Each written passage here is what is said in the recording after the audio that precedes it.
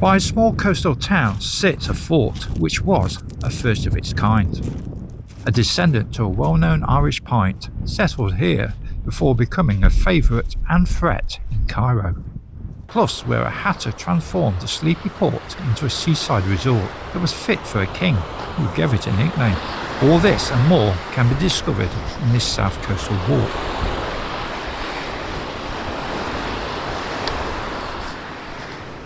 We're heading down to the coast. On the right hand side there's some historical buildings we'll come across.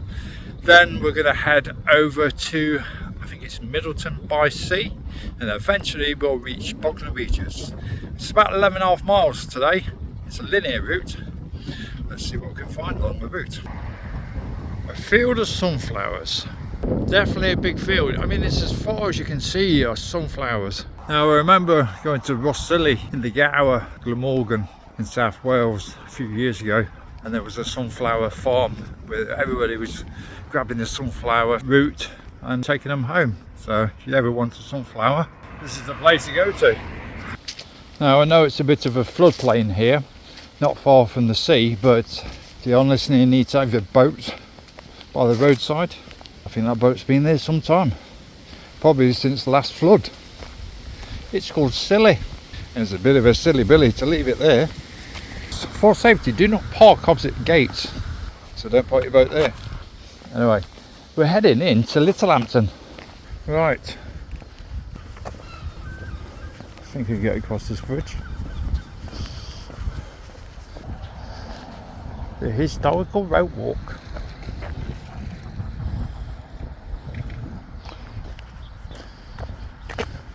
So this is Littlehampton and the marina of Littlehampton, and we're going to head down towards the seafront. So this is Littlehampton Beach. If you look that way, along that coastline, you'll get to Worthing, and then a little bit further on, you got Brighton and Hove, and obviously continuing along the English south coast. But we're going the opposite direction. We're going this way.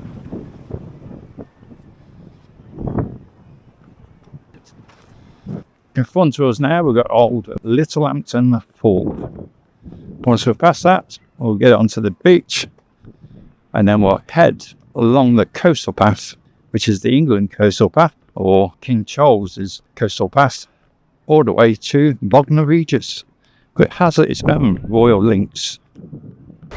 With the increasing fear of invasion from the French, Lord Palmerston ordered the construction of a series of forts in order to protect Britain's coastline. The War Office feared an enemy force capturing the harbour would enable them to use the quays to land and keep supplied an attacking group. They could then potentially attack our main port of Portsmouth from the rear, and then even go on to attack our capital.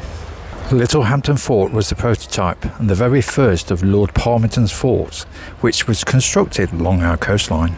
Lessons that were learnt from Littlehampton directly contributed to improved developments of subsequently coastal fortifications. The flagship of these being Fort Nelson, one of the Portsdown ring forts protecting Portsmouth Harbour. The London building firm Messrs Locke and Neesham were awarded the contract, and construction started in February 1854. Local men were employed under supervision of Captain Fenwick of the Royal Engineers to construct the fort, and the fort was finally completed during September of 1854. The fort was armed with 3 68-pounder guns and 2 32-pounders, each of which being capable of firing up to 1,600 yards. Later in its history, the ramparts were built up high in order to command the shores and the low-lying marshy ground at the rear, and was surrounded by a ditch that was 26 feet wide. The fort today is part of the Historical England Register.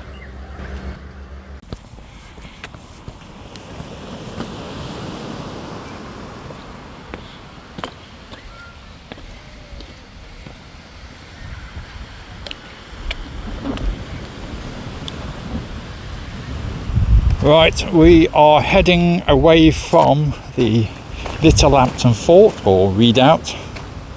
Heading along the beach now. We've got sand dunes on our right hand side, and we're heading to Bognor.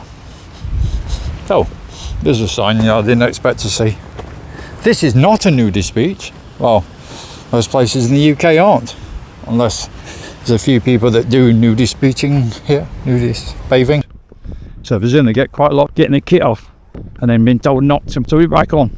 Well, you'll be glad today I won't be getting my kit up. Iron up his prey, or her prey. Move for locations. Not having much luck, they can't find out. Oh, there's a topless couple there. Maybe they're going nudie in a bit. Well, it looks like there's pieces of kelp floating about. I presume this is kelp. Obviously we're by the beach. I'm surprised no one's harvested it. Or is it a wrong type of kelp? Is there a poisonous version?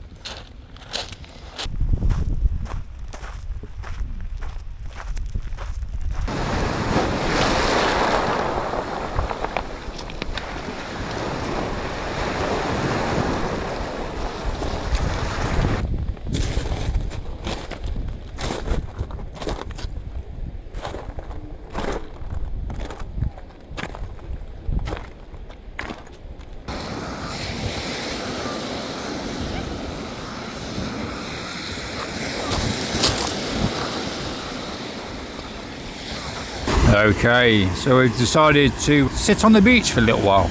Well, 5-10 minutes. It's a glorious day and a lot of people are sitting on the beach, sunbathing. I forgot to bring sun cream again. I'll be burnt to a crisp at this rate. It is a nice walk so far and we shall continue doing it. Today is, I think, 26 degrees at the moment. And it shall continue like this. I think it's going to go up to 27 in a couple of hours time. Right, okay, let's keep walking this one. Oh, by the way, if you haven't seen the Moray Firth Coast Path, I did 3 days of it. Now, funny enough, looking at the analytics, the first day did very well. Second day, not very well at all. And then the third day did reasonable. And personally, I think the best things happened in the second day. Well, I saw a seal club at close hand. I went to Lossiemouth, I went to the World War II defences. Yeah, overall, that was a really nice day, the second day. So I'm surprised not many people watched that video compared to the first and the third day. If you have watched one of the days, I suggest to watch the second day as well. So, right, anyway. Oh, and by the way, please subscribe, please like, and please add a comment. We've got to fit all that bit in, and you can see more of this burnt nose.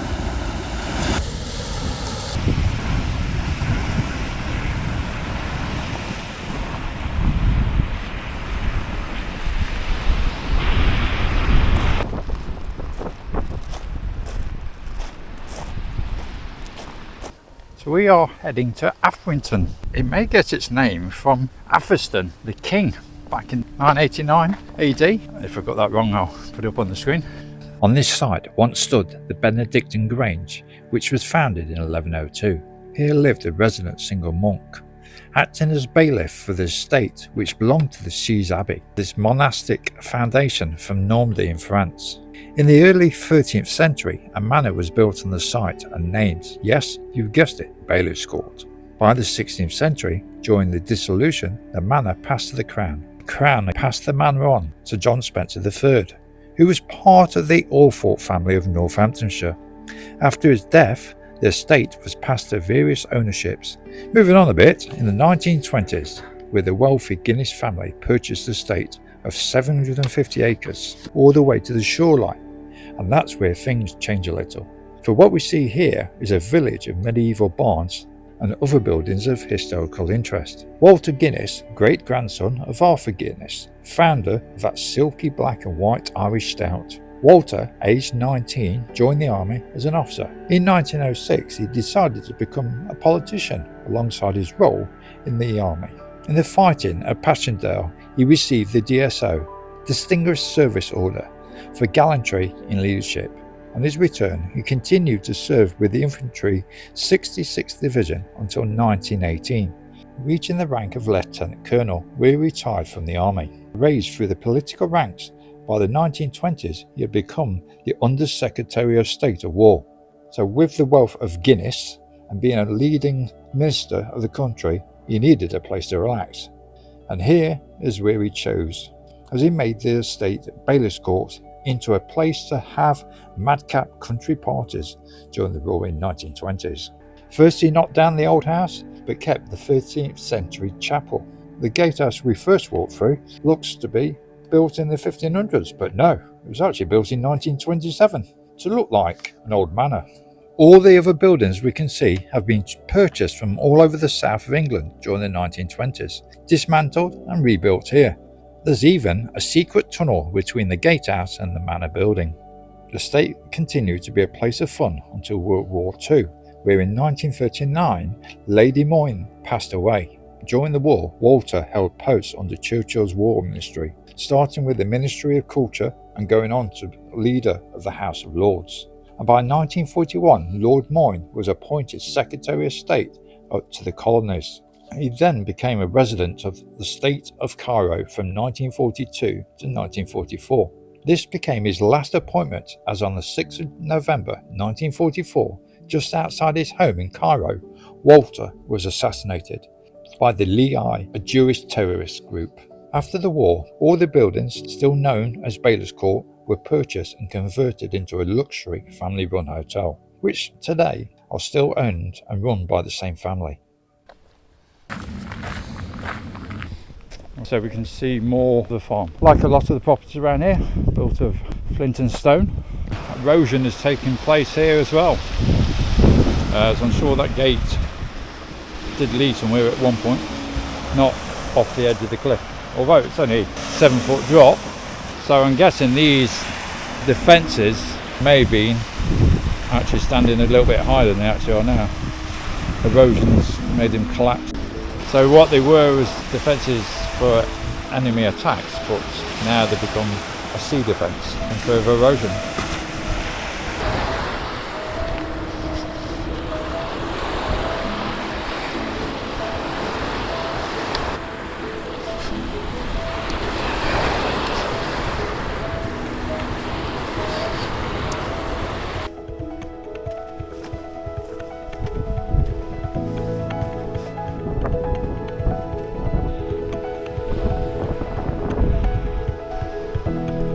So we're now actually walking along the tank defences.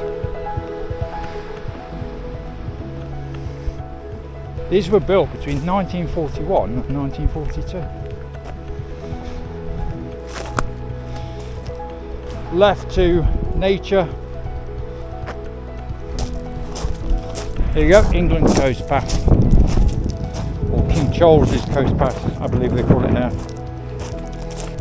It's a bit tough going actually, walking on this shingle pebbly beach.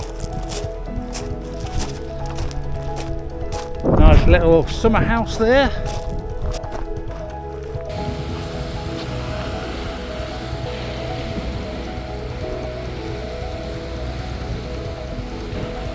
It's a bit like Arromange in a way. The new sea defences. It's just a break in the water. Right, coming to the edge of Middleton by Sea, I think now.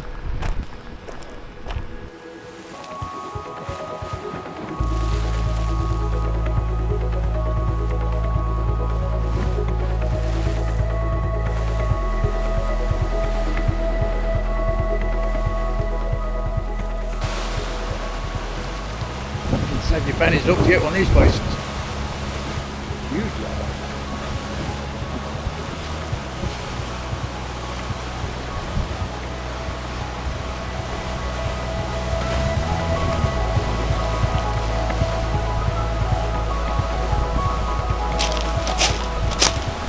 As it says there, England's Coast Path National Trail. Now this is one national trail I haven't completed. I've done probably about a third of it on the coastal path overall.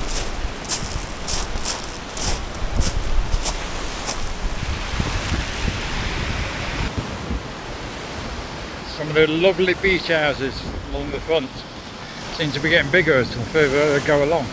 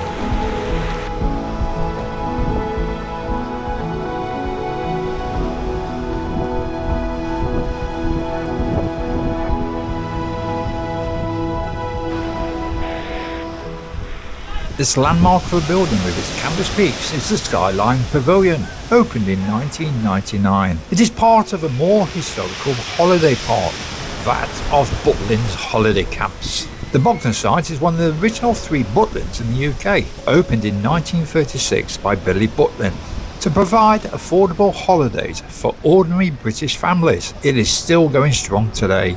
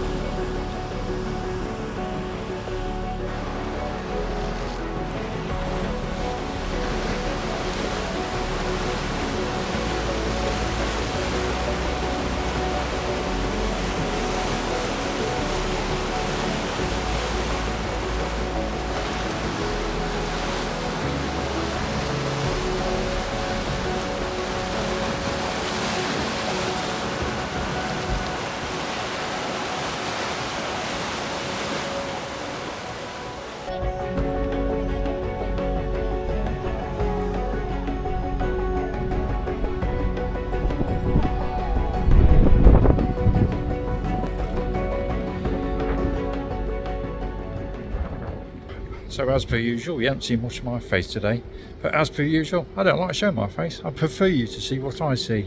So much for putting my sun cream on. My forehead looks worse than how I put it on. I'm in news, and my hair don't look too good. Anyway, let's carry on.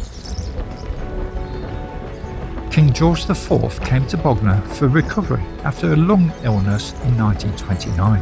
He stayed for 13 weeks with Queen Mary at Cragwell House, on the seafront and west of the town. Although his reaction to his doctor's idea of going to Bognor to recover was "Bugger Bognor," a saying that seems to have stuck with this south coast town.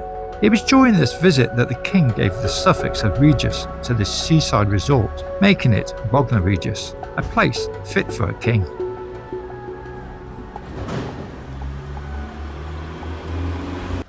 So this is Waterloo Square. The building at the end of the square dates back to the 1820s. And it's where Lewis Cowell and a few other celebrities stayed when they were at Bognor. I think also George IV stayed in the same property. At the back of here we've got the sunken gardens. The Hatters Inn. So they were with Lewis Cowell. I visited this area. 1864 I think is when the novel release for Alice in Wonderland came out by Lewis Cowell. Anyway, we're going to head on to Hotham Park now.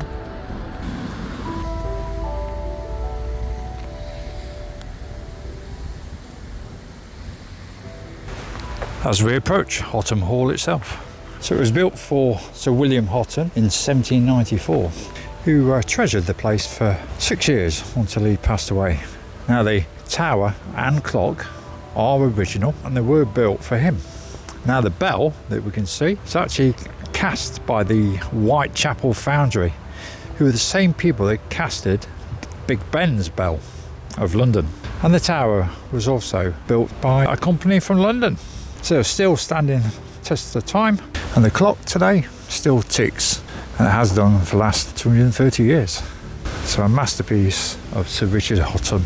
Right, we're going to continue walking through the park, and then in a moment I'm going to tell you why, well, sort of like a half connection to why we used to visit Bognor Regis and Chichester as children. So there's a bit of a bathing lake there, and that's something actually Hotham put in itself. It's the first bathing lake in Bognor, one of the first bathing lakes in the UK.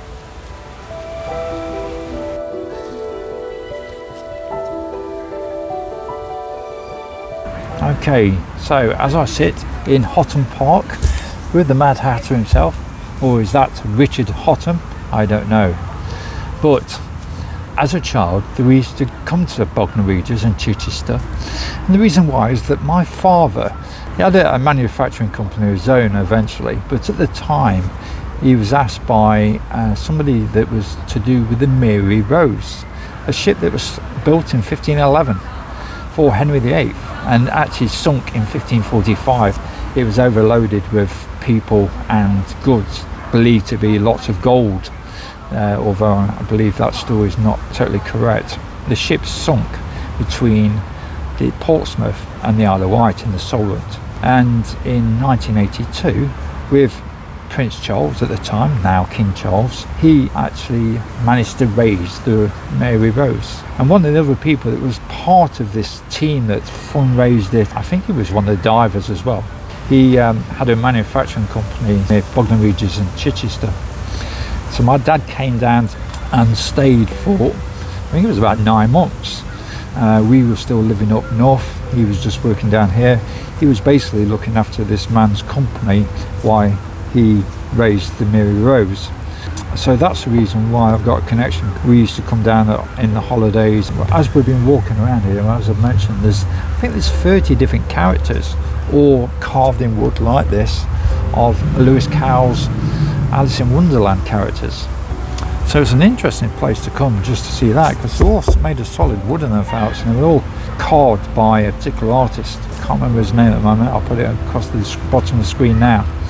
So an interesting place in Bognor to come to, and obviously our Sir Richard Hotham, his story of how he managed to get this little sleepy port into a seaside location, and had the bathing place built, and that was one of the first ones in the UK.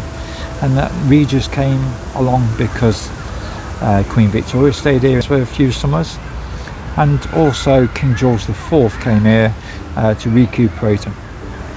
So it's got its own connections, and there's other celebrities that have stayed here over time.